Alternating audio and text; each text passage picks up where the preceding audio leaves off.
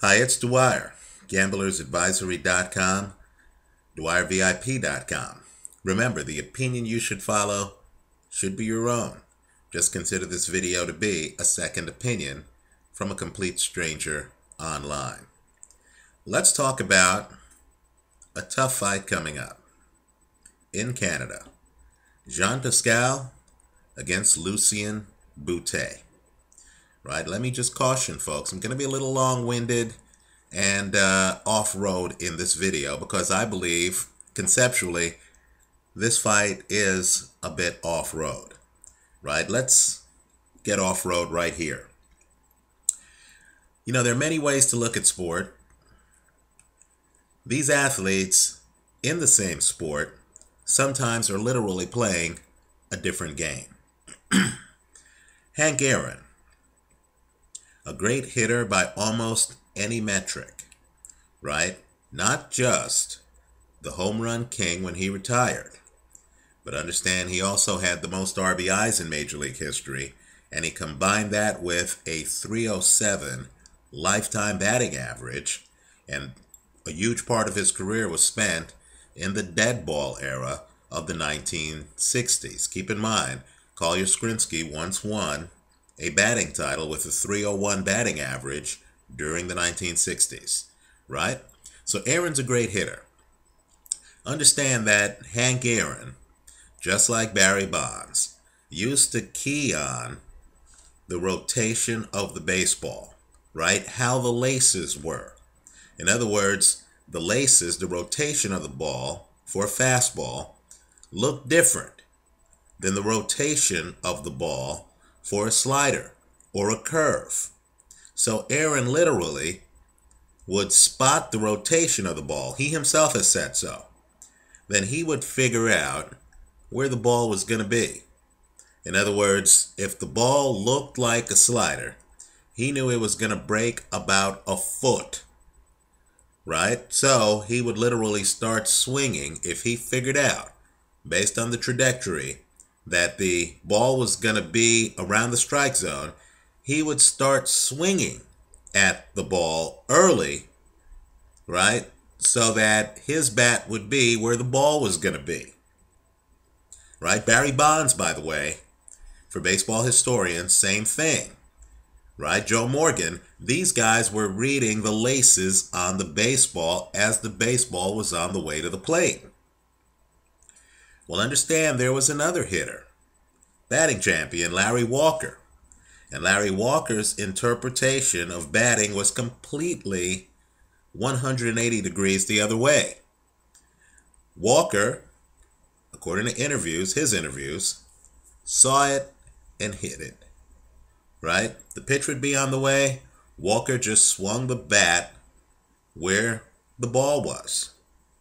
Right? See it, hit it. That was his batting philosophy. But yet Larry Walker one year hit over .350. Right? Let's talk boxing. Now, in boxing, you have many Hank Aaron types. Right? Lennox Lewis used to talk about how in fights he would throw phantom punches. He would throw a right hand just to see which way his opponent went to avoid the punch. Right? So he'd throw a right hand, and if the opponent moved, right, to Lewis's right 1 foot, Lewis would throw the punch again later in the fight, confirm that the guy was going to move to the right 1 foot.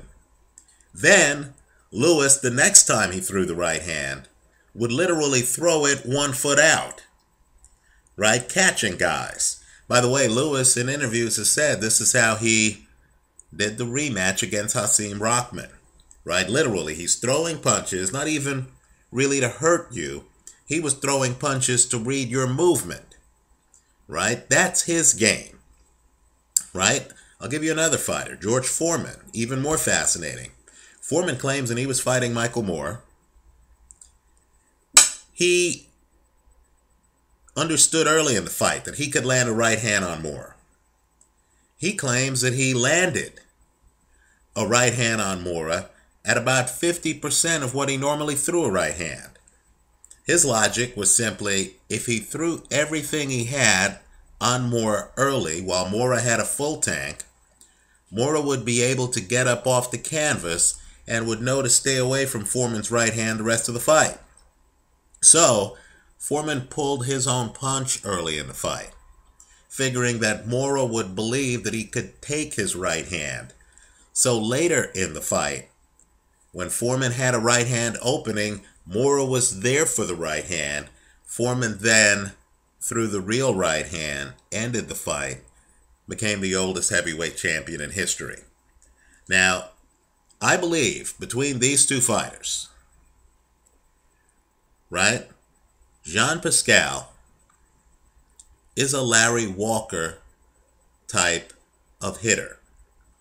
In other words, Jean Pascal is a see it, hit it type of fighter, right? He's an ambush fighter, so he's outside. I want you to think of Jean Pascal the same way you think of heavyweight David Haye. He's outside. He's jumping around. He's avoiding you. Then he sees an opening. He comes in with a combination, right? His combinations are very different to me than Ray Leonard's combinations, right? I believe Ray Leonard is what I call adaptive reactive. Okay, I know I sound like a kook, but let me just throw out the theory. I believe the Ray Leonards of the world are adaptive reactive. In other words, Ray Leonard's coming in just like Lennox Lewis, and based on what he has learned in the early rounds, based on his research, right, throwing punches, seeing the reaction, seeing the movement, I believe Ray Leonard jumps in to throw a combination. And as he's throwing the combination, he's seeing what you do, and then he's altering the combination based on what you're doing. I don't believe that's what some of these ambush fighters do, right? And to me, this is new in boxing, because I believe the athletes now are better than they have been in the past. So I believe Jean Pascal is outside. He sees an opening. He's typically more mobile than his opponent. This is important. He's not a hunter. He's typically in the ring early, just using athleticism. He's jumping around, looking for an opening. When he sees an opening, I believe he comes in with a combination that is scripted. In other words, I don't believe Pascal is adaptive reactive. I believe Pascal has hand speed, has incredible power in both hands. In fact, dare I say it, Jean Pascal, in my opinion, is one of the hardest punchers in the sport. Just like David Haye. Pascal can literally take you out with either hand. He doesn't even have to set his feet that much. Look at the Pascal-Nieves fight, right? Doesn't have to set his feet that much, right? He's blessed with great punching power. But he's hard to find in the ring because he's jumping around. Then when he comes in, he has a scripted combination, right? He'll see an opening. Let's say he'll see that you're empty on, let's say, your right side. He'll come in, throw a punch to your right side, and then just throw a combination, right? The benefit of being scripted, of not being adaptive reactive, is that you start a fight a lot faster than the Lennox Lewises of the world would. Understand, I know Lennox Lewis came out, threw a lot of punches against Andrew Galata, right? I'm sure I'm going to hear from viewers that Lennox Lewis ended some fights early. But what I want you to do is to go back and read Lennox Lewis post-fight interviews. You're going to see that even in the Razor Ruddock fight, Lennox Lewis came in the ring looking for specific things, right? The Lennox Lewises of the world, the Hank Aarons of the world, the Barry Bondses of the world, right? These are technicians who literally need to gather data right? They're there reading things like the rotation of baseballs and stuff like that, right? The Jean Pascals of the world. And there's nothing wrong with being a Larry Walker type hitter. As I said, Larry Walker led the National League in batting one year, right? The Jean Pascals of the world have the talent, major punching power, very fast hands, two-handed, athleticism. Pascal typically is the one circling his opponent, right? But understand, whereas Lennox Lewis is in the ring thinking, when I threw this right hand, he moved a foot to the left. You know, when I faked this right hand, he moved a foot to the right, you know, whatever, right? While Lennox Lewis has some database going on, Jean Pascal literally is outside. He sees that you've dropped your hands. He's on it, right? He's one of the fastest starters in the sport. Now, let me just say this. Look at the guys he's fought. Understand he's knocked out about 50% of the guys he's fought. That number really is much higher because some of the guys he's fought are almost impossible to knock out, right? In other words, Pascal is a guy who takes on very tough opponents. As good as Pascal's record is, it's actually better. So, Pascal fought Bernard Hopkins twice. Bernard Hopkins has never been knocked out. How many fights are we going to watch before we realize that Bernard Hopkins can fight Tito Trinidad back in Trinidad's heyday? Kelly Pavlik when Kelly Pavlik's unbeaten, right? John Pascal, Tavares Thundercloud, Antonio Tarver, in other words, guys with healthy knockout ratios, survived those fights before we realize that Bernard Hopkins is very hard to knock out. Even a fight he lost in the 90s against Roy Jones, Jones didn't come close to knocking out Bernard Hopkins, right? Bernard went the distance twice with Jean Pascal. Adrian Biacanu has never been knocked out. He fought Pascal twice. He went the distance twice with Jean Pascal. Chad Dawson has never been knocked out except for outside of light heavy when he fought boxing pound for pound great Andre Ward, right? Other than that fight, understand that Chad Dawson has never been knocked out. He's never been KO'd at light heavy. Even the Pascal fight, technical decision, right? Due to a cut on Dawson's eyelid. The point I'm making is simply this. Don't sleep on Jean Pascal's power. Don't sleep on how fast Jean Pascal starts fights. It's not uncommon to watch a Pascal fight where he's up 4 rounds to nothing. Understand his power too. I mentioned that Hopkins has never been knocked out. Jean Pascal knocked down Bernard Hopkins twice early in their first fight, right? That's when Pascal is extremely dangerous, right? You don't know the angles at which he's throwing the punches. The hand speed is very fast. He hits hard with both hands. He doesn't need to set his feet to knock you out. So early in a fight, Jean Pascal is going to dominate.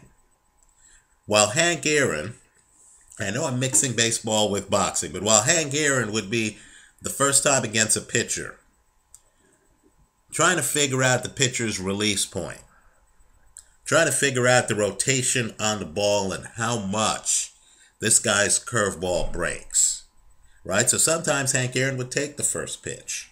Barry Bonds, not a first ball hitter, he'd take the first pitch, right? Jean Pascal is swinging on the first pitch. He's out the gate fast. I'm expecting him to be out the gate fast on Lucian Bute. I'm expecting Bute to have a problem dealing with Jean Pascal's angles early in the fight. And as I said earlier, Pascal starts fast, but he's not the kind of guy who stands in front of you. So this is the worst kind of fast starter for an opponent. You're fighting a ghost. He's outside, he's moving around. Then suddenly it's an ambush, right? He's coming in incredibly quickly, right? Because he's not sticking around to read. He's not reading you. He has the course materials. He comes in, he's throwing a predetermined combination, and he's doing it with power. I believe Bute could well be knocked out in the first 5 rounds of this fight. As a gambler, I'm going to look at Pascal 1-4, and I'm definitely going to put part of my bet on that. Let's also remember there's a weight dynamic, right? Pascal is the light heavyweight. Bute is the 168er jumping up to light heavyweight, right? I believe weight classes exist for a reason. Let's talk about Bute too, who Bute has fought. Bute is an athletic southpaw who feints a lot. Understand, a Bute would do better against an adaptive reactive fighter, right? Because, right, Bute's like Lennox Lewis. These guys are looking for cues. These guys are expecting a chess match, right? It's a game. In other words, you know, Hank Aaron's trying to read the rotation on the ball. Greg Maddox is then varying his release point to make it hard for a Hank Aaron. I know different era, but make it hard for Hank Aaron to read the rotation on the ball. That's the kind of game that Lucian Bute likes to play, right? That game doesn't work when you're dealing with a see it, hit it type, right? The pitching equivalent would be the fastball pitcher who isn't trying to waste time with other pitches. He's not interested. He doesn't care if you know the fastball's coming. He feels he can throw it by you. Young Nolan Ryan, if you're a baseball fan, right? And so my point to you is simply this. I believe Bute is going to be a bit overwhelmed in the early rounds. I'll just be blunt. I'm expecting Pascal to win most of the early rounds. Also, when you look at Bute's opponents, Bute is a great athlete. He's typically the guy in the ring who is outmaneuvering his opponent, who's being pursued by his opponent. So, Denis Grachev came looking for Bute. Right? Bute was the hunted in that fight. Carl Froch, a little bit more advanced, right? But make no mistake, every Carl Froch fan here knew Carl Froch wanted to fight. He wanted to mix it up. He was going to come after Lucian Bute. Glenn Johnson, Mendy, Brian McGee, Jesse Brinkley, Edison Miranda, Libredo Andrade, they all came looking for Lucian Bute. That's when Bute's athleticism and boxing skills, Bute's one of the best technicians, in my opinion, in the sport, and a great body puncher, that's when they take over, right? He has a guy who is hunting him. So Bute is then able to use lateral movement to dissect the guy, right? The guy's rhythmically trying to find him. Bute is able to respond. Against an ambush fighter, that's hard to do because the ambush fighter isn't in front of you. He's not hunting you, except for during ambushes. right? I'm telling you, this is a new breed of boxing, right? Think David Haye, think Jean Pascal. They're outside. They're circling you. In some fights, Sergio Martinez, they're outside, they're circling you. They're not even engaging you, right? In other words, they're hunting you from across the street. Suddenly, here's Pascal. He's up in your face. He's throwing very hard punches. He doesn't care that you're a slick southpaw with a sideline type, a side profile type stance. He's up in your face. He's throwing hooks. He's throwing punches. Now, as I've said, the way to beat an ambush fighter is to follow him after the ambush. That's Bernard Hopkins' game. I don't believe that's Jean Pascal's game. Excuse me, not Jean Pascal. I don't believe it's Lucian Bute's game. Right? The things Bernard Hopkins was able to do, and I pick Hopkins twice over Pascal. The things Bernard Hopkins was able to do against Jean Pascal, I don't believe Lucian Bute will be able to do. Right? In other words, Bernard Hopkins is accustomed to being a hunter when he needs to be. I don't believe Lucian Bute is. The way I'm playing this fight is I like Pascal to win by KO, hedged against the over. This way, if Bute survives the early storm and then is able to methodically outbox Jean Pascal, I'm protected as long as Bute doesn't get the under, the knockout within the over-under. Right? And I don't know what that over-under is. It could be 9.5 rounds. But as long as Bute doesn't get an early knockout, I'm protected. If Pascal comes in and gets the early knockout, since this fight is relatively evenly matched, I believe the odds I'm going to get on Pascal by KO should be better than the odds I'm giving away by hedging the play with the over. Right? I'm expecting Pascal to try to convince Bute that moving up to light heavyweight is a very bad idea in the early rounds. Right? Then I'm expecting the fight to taper off a bit and to be more evenly matched. In other words, I'm expecting pretty much a replay of Jean Pascal against Chad Dawson. And the same way Dawson is great if you're constantly trying to apply pressure to him, right? If you're actually boxing Dawson in a sustained manner for 12 rounds, he's great. That's the same way Lucian Bute is.